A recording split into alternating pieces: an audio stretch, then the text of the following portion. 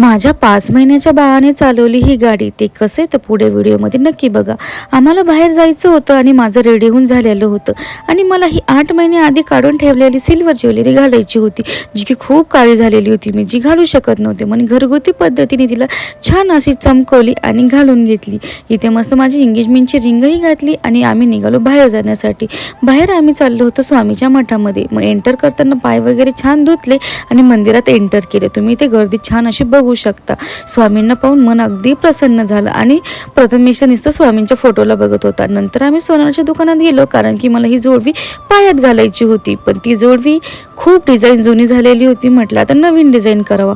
मस्त असं सुंदर डोरल्याचं कलेक्शन बघितलं आणि छान अशी जोडवी घेतली. इथे तुम्ही जोडव्याची डिझाईन बघू शकता.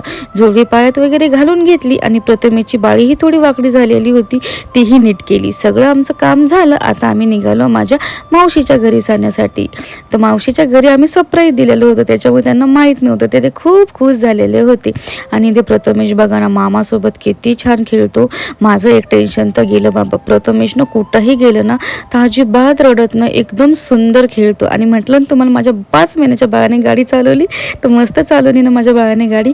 आणि माझी मावशी इकडे इडली डोसा करत होती म्हणून तिचीही एक क्लिप घेतली. आणि बघा ना, मावशी मामांसोबत किती भारी खेळतोय माझा प्रथमेश.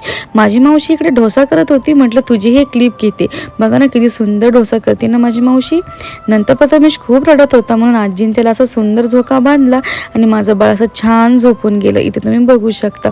माझं बाळ झोपलं होतं तोपर्यंत म्हणलं असं मी जेवण करून घेते. माझं जेवण होतच नाही की माझं बाळ उठलेलं होतं.